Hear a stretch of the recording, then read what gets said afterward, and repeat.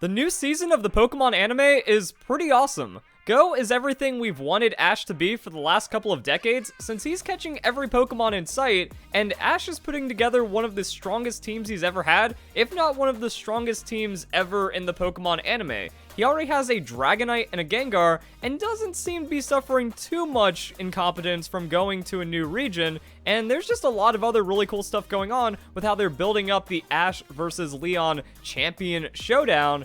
And this is what has me most excited about the Pokemon anime from what's been going on over the last couple of episodes, because instead of a gym challenge, he's participating in the Pokemon World Championships.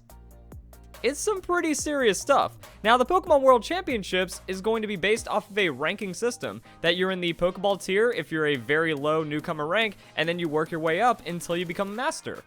Wait a second, this looks familiar.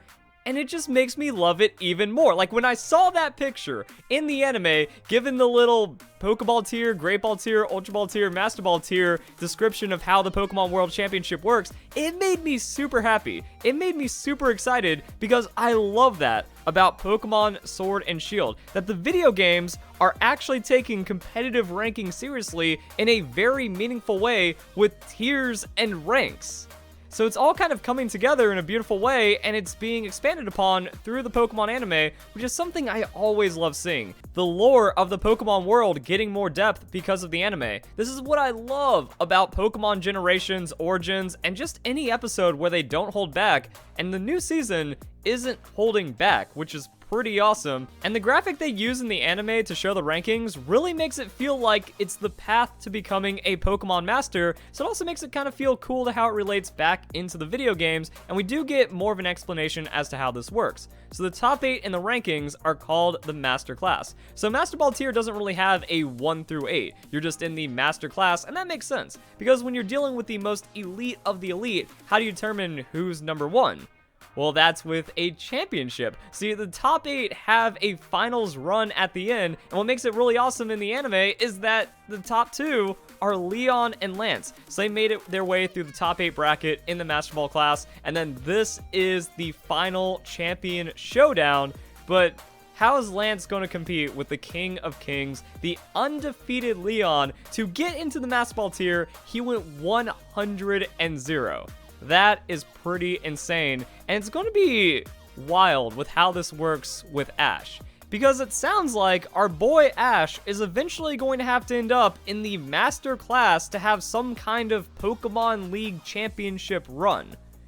So this season's going to put to bed if Ash is a Pokemon Master or not. I feel just making the top 8 out of all of the players in the Pokemon world does put you in Pokemon Master territory, so whether or not you feel he deserves it after the Alola League, we're going to see where that ends up going. So then we start to, like, now that we understand how it's going, we see Ash's adventure through the Pokemon World Championship. Now, it's shown in the most recent episode of the anime, episode 18, that over 10,000 participants have entered the Pokemon World Championships, and the really cool thing is that hasn't deterred Ash at all. He doesn't care that he's unranked and in like the bottom 10,000 at this time.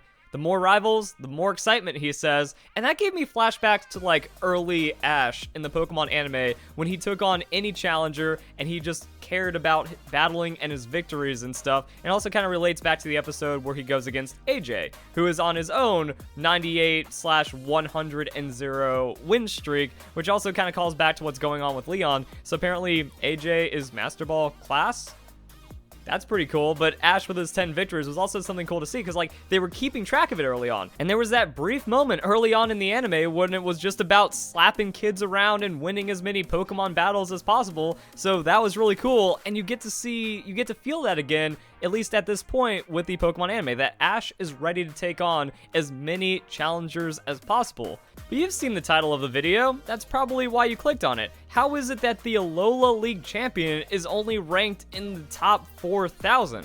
Well, that's because everyone gets a clean slate. So everyone shares the same starting line. That means Ash at 0-0, freshly entered with the other 10,000 people. His achievements do not matter. His past league titles, all of his gym badges, it means nothing. He just has to go out there and prove himself, which is pretty cool. So now we're just going to hopefully have just a non-stop barrage of battles as Ash tries to rank up, because you're going to need a lot of wins to make it into that master class. And what's really cool about this episode, besides finding out Ash's initial ranking, is that we get a distinction from the Pokemon Championship and the Gym Challenge. So we have a stand-in gym leader for Lieutenant Surge who beats up on a kid that wanted a badge, but then says it would be nice if a trainer in the championship would show up right now. And then that is where we set up the first battle with Ash. So we can also see that a stand-in gym leader is at about 2,000 ranking, which does make sense, but it's also going to be separate from the gym challenge. So there is like some complication there, but I do like it. I do like that it is a different thing. You can either try to play for the local leagues, like, oh, I don't care to participate in the world tournaments, I just want to go into the Indigo League, so you play the gym leaders that way. And it also kind of gives the representation of the power level of gym leaders depending on where they are in the region. Because, you know, Brock, Misty, Lieutenant Surge, the first couple of gym leaders for any region, they kind of give up a lot of badges. They're more of stepping stones to your journey to the Indigo League, instead of just trying to be incredibly tough challenges that you cannot pass. Also, another thing about the gym challenge is that you can face them as many times as you want until you eventually get strong enough to get a badge, and then they commend you for your tough work and then your growth as a trainer.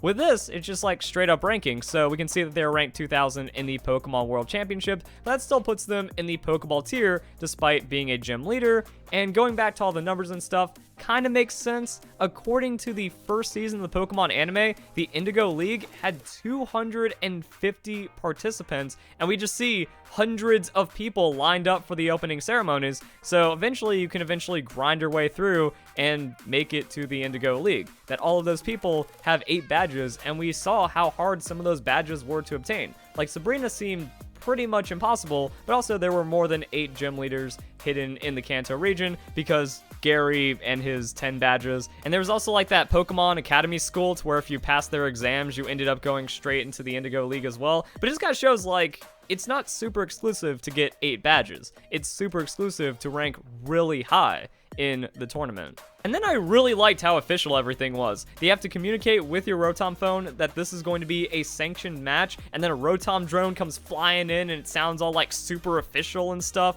and they even like set up the battle and the rules, and it's all overseen properly, and then at the end of it, your rank is adjusted depending on if you win or lose. And we can see that Ash going from unranked and then beating a gym leader that had a 2100 ranking puts him at 3700. So we're going to see how that grows, and hopefully there's going to be episodes where like Ash battles multiple times, kind of like that older episode in the Pokemon anime where he was up to 10 victories, just like that.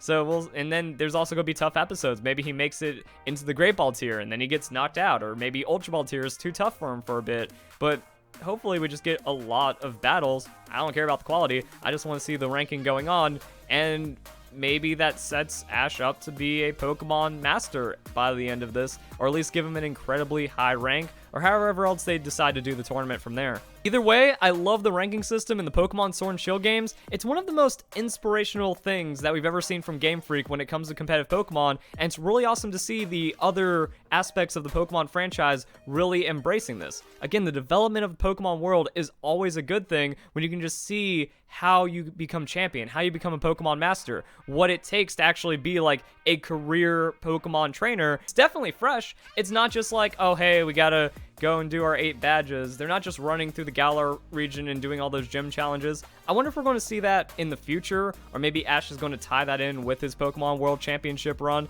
That could be pretty interesting. But at this point, I just like how freeing it is. They're going to whatever region, having whatever adventure, catching and discovering whatever Pokemon, and then along the way, you beat up on people in official events, and he's going to climb the ranks that way. So we're going to see if Ash does develop into a very powerful Pokemon trainer whose skill cannot be denied, or if people are just going to keep memeing on him for being bad.